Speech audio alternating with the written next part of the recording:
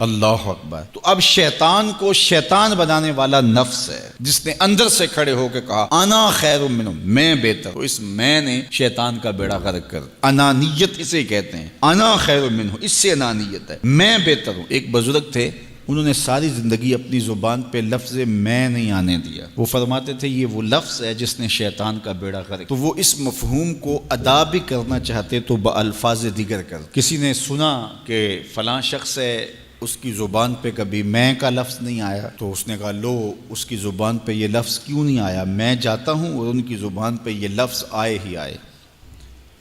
ہر شخص کی اپنی ترجیحات ہوتی ہے۔ ایک مہم پہ نکلا کہ ان کی زبان پہ لفظ میں لے کر آنا۔ گیا، حضرت بیٹھے تھے، حضرت ایک مسئلہ پوچھنے آیا ہوں۔ بیٹا پوچھئے۔ کہا شیطان کو کس چیز نے برباد کیا تھا؟ حضرت اب تو بولیں گے نا کہ میں نے اس کا بیڑا غرق کیا تھا، تو کہوں گا جیسے بھی زبان پہ لفظ تو آ گیا۔ اور شیخ بھی بڑے سمجھدار تھے، سمجھ گئے اس کی نیت کے کھوٹ کو کہ یہ کیوں آیا ہے اور یہ مسئلہ کیوں پوچھ رہا۔ ہر مسئلہ تفہیم کے لیے نہیں پوچھا جاتا، اس کے مقاصد اور بھی ہوتے ہیں، اور اہل اللہ کو اللہ نے وہ بصیرت دی ہوتی ہے جو سائل کے انداز سے سمجھتے ہیں کہ اس کے مقاصد۔ تو کہا حضرت پوچھنے آیا ہوں کہ شیطان کو کس چیز نے برباد کیا؟ حضرت فرمانے لگے نماز کا ٹائم ہو گیا، ابھی جماعت کھڑی ہونے والی ہے، نماز کے بعد اس پہ بات کر۔ خیر نماز ہوئی، سلام پھرا تو حضرت خود فرمانے لگے کسی نے پوچھا تھا کہ شیطان کو کس چیز نے برباد کیا، جواب دینا چاہ رہا ہوں کس نے پوچھا تھا؟ جھٹ کھڑا ہو گیا میں نے۔ کہا بس اسی نے اس کا بیڑا غرق کر دیا۔ تو انانیت میں جو ہے یہ شیطان کو شیطان بنانے والی نفس، جس نے اندر سے سر اٹھایا اور کہا انا خیر منہ، میں بہتر ہوں، تو یہ شیطان کو شیطان بنانے والا نفس ہے۔ تو نفس شیطان سے بھی بڑا دشمن۔ اب ہمارے ساتھ دو بڑے دشمن لگے ہوئے، ایک شیطان اور دوسرا نفس، اور دونوں ہمارے باطن کو اجاڑنے کے لیے، ہمارے من کو بے چراغ کرنے کے لیے، ہمارے اندر کی روشنیاں بجھانے کے لیے دن رات کوشش۔ ایک تنہا ناتواں اکیلی جاں، دو دشمنوں کے نرغے میں، اور دونوں دشمن بڑے تگڑے اور بہت طاقتور، اور ہر وقت ہمارے اوپر حملہ آور۔ الشیطان جاسم علی قلب ابن آدم فاذا ذکر اللہ خنس واذا غفل وسوس۔ حضرت نبی رحمت صلی اللہ علیہ وآلہ وسلم نے ارشاد فرمایا شیطان اولاد آدم کے دل پہ قبضہ جماتا ہے، اور جب بندہ غافل ہوتا ہے تو یہ وسوسے ڈالتا ہے، اور جب بندہ اللہ کا ذکر کرتا ہے تو یہ بھاگ جاتا ہے۔ تو شیطان وسوسہ اندازی کرتا ہے، باطن کو اجاڑتا ہے، من کو لوٹتا ہے۔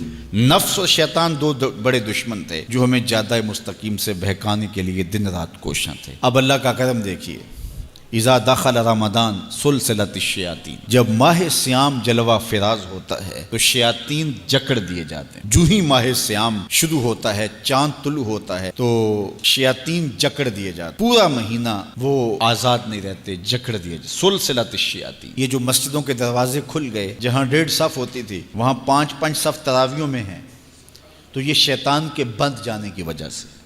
لیکن مہنگائی کا طوفان ہے، بد نگاہی ہے، بد تہذیبی ہے، جھوٹ ہے، دیگر امور بد بھی جاری ہیں، یہ نفس کے موجود ہونے کی۔ نیکی کا ماحول پیدا ہوا یہ شیطان کے بند جانے کی وجہ، لیکن ہماری برائیاں بدستور موجود ہیں یہ نفس کے موجود ہونے کی وجہ سے۔ اب ہمارے لیے آسانی یہ ہو گئی کہ دو دشمن تھے جن کا ہمارے سے مقابلہ تھا، ایک نفس اور دوسرا شیطان۔ ہمارے لیے یہ سہولت ہو گئی کہ ہمارا ایک دشمن باندھ دیا گیا، اب دشمن ایک ہے جس سے ہم نے ماہ سیام میں اور وہ دشمن کون سا ہے؟ نفس۔ اب نفس کا مقابلہ اتنا آسان بھی نہیں، یہ بہت ڈاڈا دشمن ہے، اندر کا دشمن ہے، گھر کا بھیدی ہے۔ باج فقیراں کسے نہیں ماریا، باہو ظالم چور اندر داہو۔ یہ بڑا سخت اور بڑا شدید قسم کا دشمن ہے، یہ اس کی چالیں بہت باریک، شیطان کی چالیں بھی بڑی باریک ہیں اور نفس کی چالیں اس سے بھی زیادہ باریک۔ اب کیسے مقابلہ کریں گے؟ شیطان بھی ہماری متاع عمل کو لوٹنا چاہتا ہے، حتیٰ کہ ہمارے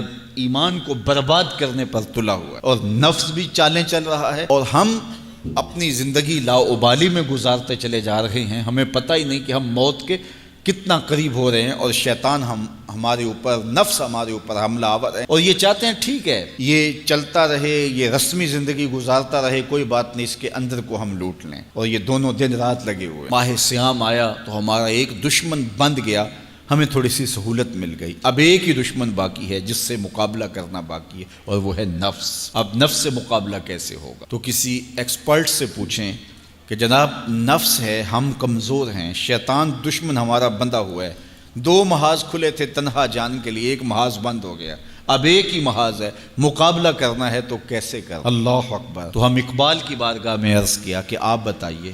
وہ کہنے لگے میں آپ کو اپنے مرشد مولانا رومی کے پاس لے جاتا ہوں۔ رومی کے پاس اقبال لے کر کے گئے تو رومی نے کہا کہ میں آپ کو ایک اور شخص کا پتہ بتاتا ہوں، اور وہ اتنا کامل ہے اور اس شعبے میں اس قدر ایکسپرٹ ہے۔ اس نے کہا ہفت شہر عشق را اتار گشت ما ہنوز اندر خمیں یک کوچام۔ عشق کے 7 شہر حضرت شیخ فرید الدین اتار گھوم چکے ہیں اور ہم پہلے شہر کی پہلی گلی کے کونے میں کھڑے ہیں۔ یعنی اتنا بڑا شخص شیخ فرید الدین علیہ رحمہ، تو کہا وہ بتائیں گے تمہیں کہ نفس کا مقابلہ کیسے کرنا ہے۔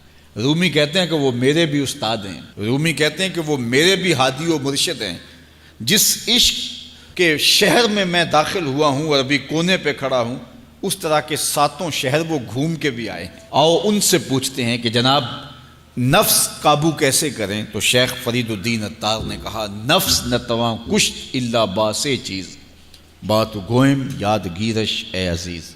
نفس نہیں مرتا، لیکن 3 اسلحے اگر آپ کے پاس ہوں تو یہ نفس ٹھہر بھی نہیں سکتا۔ غور سے سن لیجئے، روحوں میں اتار لیجئے، اور زندگی میں ہمارا مقصد ہے اس نفس کا مقابلہ کرنا۔ شیطان کا مقابلہ کرنا بھی ہمارا مقصد ہے، اور نفس کا مقابلہ کرنا بھی ہمارا مقصود زندگی ہے۔ ساری زندگی فریب میں ہم میں نہیں گزارنی، زندگی تیزی کے ساتھ گزر رہی ہے اور ہم آغوش موت میں اترنے والے ہیں۔ تو یہ ڈاڈے دشمن ہماری متاع عمل لوٹ رہے ہیں، ہمارے کیے ہوئے عمل کو عجب سے، تکبر سے، ریاکاری سے برباد کر دیتے ہیں۔ ہمیں پہلے عمل کی طرف جانے نہیں دیتے، پھر عمل کے اندر وسوسے ڈالتے ہیں، پھر عمل ہو جائے تو اس کو پھر برباد کرنے کی کوشش کرتے ہیں۔ کتنے ڈاڈے دشمن ہیں جن کے نرغے میں ہم پھنسے ہوئے ہیں۔ تو پھر ہمیں کوئی بندہ مل گیا ہے جو بتا رہا ہے کہ جناب اس کا مقابلہ ایسے کریں گے، تو پھر آج کی سن لیں ہم اور غور کر لیں اور اپنے اندر اتریں۔ تو شیخ فرید الدین اتار ہمیں بتا رہے ہیں، تو سنیے وہ کیا کہہ رہے ہیں۔ نفس نتواں کشت الا باسے چیز، نفس نہیں مرتا، یہ بڑا ڈاڈا ہے، لیکن 3 اسلحے اگر آپ کے پاس ہوں تو یہ ٹھہر بھی نہیں سکتا۔ وہ 3 اسلحے کون سے ہیں؟ خنجر خاموشی و شمشیر جو، نیزائے تنہائی و ترک ہجو۔ ایک خاموشی کا خنجر، دوسرا بھوک کی تلوار، اور تیسرا تنہائی کا نیزہ۔ یہ 3 اسلحے تمہارے پاس ہوں تو پھر نفس ٹھہر بھی نہیں سکتا۔ خاموشی کے خنجر سے نفس پہ وار کیا جا سکتا ہے۔ میرے اور آپ کے آقا و مولا نے فرمایا من صامتا نجا، جس نے خاموشی اختیار کی وہ نجات پا گیا۔ ہماری زندگی کے جتنے بھی برے اعمال ہیں ان میں سے سب سے زیادہ برے اعمال ہماری زبان کرتی ہے۔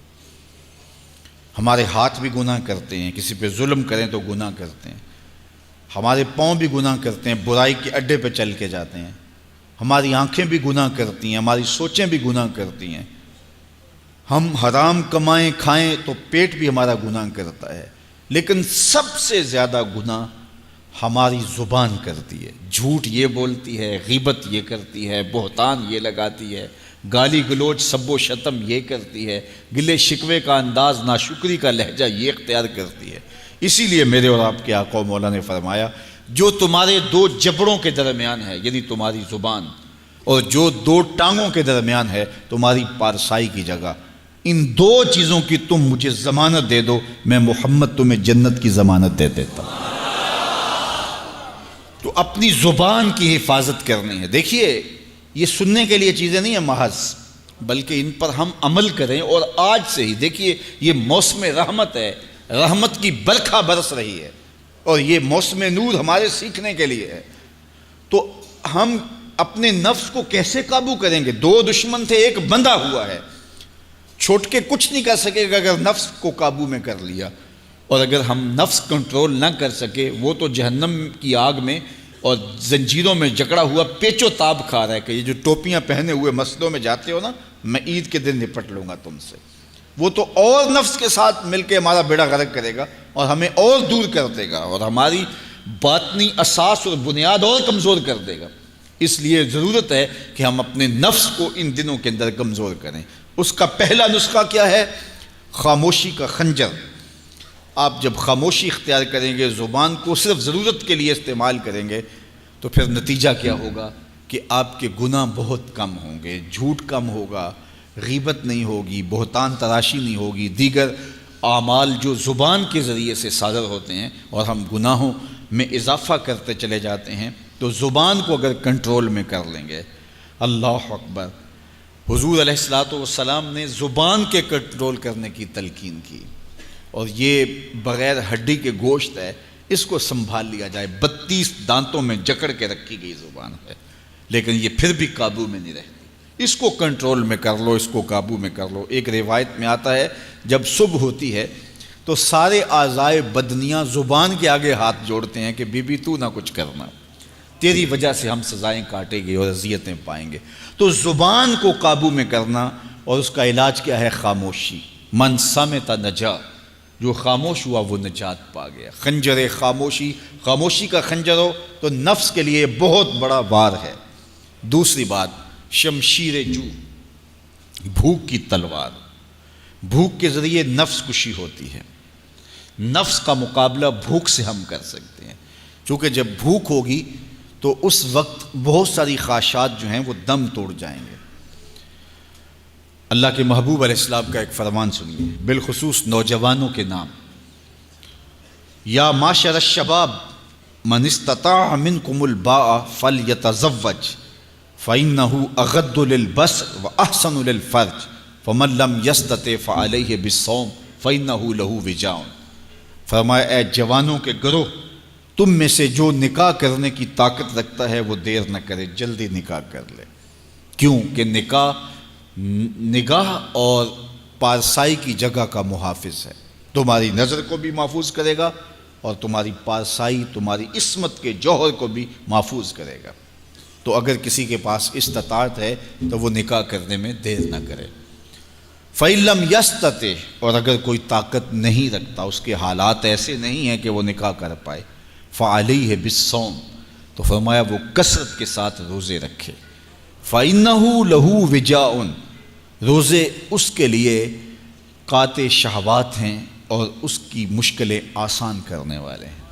تو نوجوانوں کو اگر استطاعت نصیب ہو جائے تو وہ شرم نہ کریں، وہ نکاح کی طرف بڑھیں تاکہ ان کی عصمت کے جوہر کی حفاظت ہو سکے۔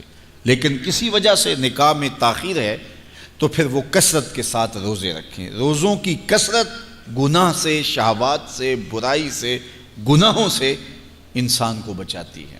تو کثرت کے ساتھ روزے رکھے جائیں تو روزہ بھوک جو ہے وہ نفس کشی کا ایک مؤثر ترین علاج ہے، اور یہ میرے اور آپ کے آقا و مولا نے بیان فرمایا۔ تو بھوک کی تلوار جو ہے یہ نفس کشی کا ایک مؤثر ذریعہ ہے، اور نفس کا سر کاٹنے کے لیے بھوک کی تلوار ہمیں ہر وقت حمائل کیے رکھنی چاہیے اور ہر وقت اپنے ساتھ لٹکا کے رکھنا چاہیے، کثرت کے ساتھ ہمیں روزے رکھنے چاہیے۔ تیسری بات فرمایا نیزہ تنہائی، تنہائی کا نیزہ۔ جب آپ عمومی طور پہ مجلسی زندگی میں ہوں گے تو بہت ساری خطائیں اور بہت سارے گناہ مجلسی زندگی میں آپ سے سرزد ہوں گے، تو جب آپ تنہائی اختیار کر لیں گے تو بہت سارے گناہوں سے بچ جائیں گے۔ حضرت شاہ نقشبند بخاری علیہ رحمہ فرماتے ہیں کہ فقیر کے لیے سب سے بہتر جگہ اللہ کا گھر مسجد ہے، یا پھر کامل شیخ کی صحبت ہے، یا پھر تنہائی ہے۔ چوتھی جگہ سوائے ہلاکت کی اور کچھ نہیں ہے۔ العافیت فی العزلہ، عزلت میں، تنہائی میں عافیت رکھی گئی ہے۔ اس لیے اپنے آپ کو ایسے ہجوم میں، ایسی جگہوں پہ لے جانے سے روکیں، اپنے آپ پر ضبط کریں جہاں نظر پاک نہیں رہتی، جہاں خیال کی پاکیزگی کا سامان نہیں رہتا، اور جہاں آپ کی جو ہے وہ آپ کی زبان محفوظ نہیں رہتی۔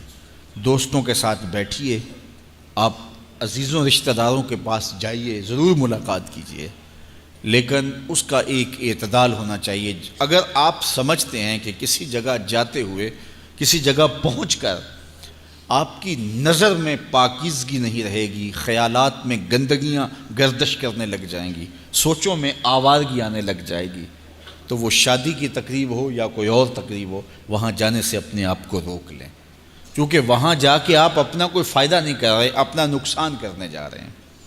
تو جہاں آپ کو یقین ہو کہ آپ وہاں اپنے آپ کو بچا نہیں پائیں گے، اپنی حفاظت نہیں کر پائیں گے، تو وہاں سے تنہائی بہتر ہے، وہاں سے عزلت بہتر ہے۔ تو یہ تین چیزیں ہم اگر کر لیں تو یہ نفس کشی کا ایک مؤثر ذریعہ ہے۔ اب ماہ صیام کے اندر اللہ تعالیٰ یہ تینوں چیزیں ہمیں نصیب کرتا ہے۔ ہم زیادہ بولتے نہیں ہیں، روزے سے ہوتے ہیں، بلکہ فرمایا اگر تم سے کوئی شخص بحثے، کوئی الجھے، کوئی لڑائی کرنا چاہے، بدتمیزی کرے، تو اس سے کہو انی صائم، میں روزہ رکھا ہوا ہے۔ اور اسی طرح بھوک تو میسر ہوتی ہی ہوتی ہے۔ اور تیسری بات کہ عزلت بھی میسر ہو جاتی ہے، اس میں آپ ذکر کے لیے، فکر کے لیے، روزے میں آپ تلاوت کلام مجید کے لیے تنہائی اختیار کرتے ہیں۔ تو گویا روزہ ایک ایسی تربیتی ورکشاپ ہے کہ جس کے ذریعے سے آپ کے نفس کی تہذیب ہو جاتی ہے۔ جب نفس قابو میں آ گیا، نفس کنٹرول میں آ گیا، نفس کو آپ نے کمزور کر لیا، تو شیطان چھٹ کے بھی کچھ نہیں کر سکے گا، کیونکہ شیطان ہمارے اوپر حملہ کرتا ہے نفس کے ذریعے سے۔ باہر کا دشمن ہے اور نفس اندر کا دشمن ہے۔ ہمارے دیہاتوں میں چوری ہو جائے نا تو بوڑھے بزرگ مل کے بیٹھ جاتے ہیں کہ بتاؤ چوری کیسے ہوئی، تو ایک نقطے پہ سارے متفق ہوتے ہیں، اور وہ نقطہ یہ ہوتا ہے کہ کوئی اندر کا بھیدی ضرور ہے۔ جب تک کوئی اندر کا بندہ نہیں تو باہر سے کوئی آ کے از خود چوری نہیں کر سکتا، تو کوئی اندر کا بندہ ضرور موجود ہے۔ نفس اندر کا بھیدی ہے اور شیطان باہر سے آ کر حملہ آور ہونے والا ہے۔ اس لیے شیطان کو اندر آنے کا موقع نفس دیتا ہے۔ نفس کو ہی کمزور کر لیجئے، وہ آپ کا ساتھی بن جائے، نفس امارہ، نفس مطمئنہ بن جائے، اور وہ نفس جو برائی کا حکم دیتا ہے وہ نفس امارہ کہلاتا ہے۔ اور جب وہ کثرت ذکر سے، عبادت سے نفس مطمئنہ بن جاتا ہے تو پھر وہ شیطان کے لیے رکاوٹ کا ذریعہ بن جاتا ہے اور آپ کی زندگی محفوظ ہو جاتی ہے۔ اور یہ ہمارا کام ہے، یہ ہمارے کرنے کا وظیفہ ہے۔ دیکھیے حضرت انسان کو اللہ نے اختیار دیا، زندگی دی، فہم دیا، ادراک دیا، گناہ کی قوتیں اور نیکی قوتیں ساری اس کے ساتھ لگی ہوئی ہیں۔ اس نے صرف ایک لا ابالی شخص کی طرح زندگی نہیں گزارنی کہ جو سامنے آ گیا کھا لیا اور جو زبان پہ آ گیا بول دی، ایسا نہیں ہے۔ یہ تو انسان ہے، اس کو تو اپنی زندگی کی راہیں خود متعین کرنی ہے کہ میری دنیا آخرت کے لیے نفع بخش کیا چیز ہے اور نقصان دہ کیا چیز ہے۔ انا ہدیناہ السبیل اما شاکرا و اما کفورا، کہ ہم نے اس کو دونوں راہیں دکھا دی، وہدیناہ النجدین، اس کو پتہ ہے یہ اچھائی ہے یہ برائی ہے، اس نے اس سے اجالنا ہے اپنے اندر کو اور اپنے باطن کو سنوارنا ہے۔ تو ماہ صیام ہمارے لیے موسم رحمت اور موسم نور ہے جو ہمارے اندر کی روشنی کا سبب اور ذریعہ ہے۔ تو آئیے یہ موسم اللہ نے ہمیں نصیب کیا، قرآن مجید کی کثرت سے تلاوت کریں، نفس کمزور ہوگا، تنہائی اختیار کریں، نفس کمزور ہوگا، اپنی زبان پہ قابو کر لیں، نفس کمزور ہوگا، بھوک تو ہم روزے کی وجہ سے کاٹتے ہی کاٹتے، نفس کمزور ہوگا۔ اب شیطان چھٹ کر بھی عید کے دن ہمارا کچھ بگاڑ نہیں سکے گا اگر ہم نے اپنے نفس پہ قابو پا لیا، اور اگر نفس پہ قابو نہ پا سکے تو شیطان تو پھر پیچ و تاب کھا رہا ہے اور وہ ہمارے اوپر پھر اور زور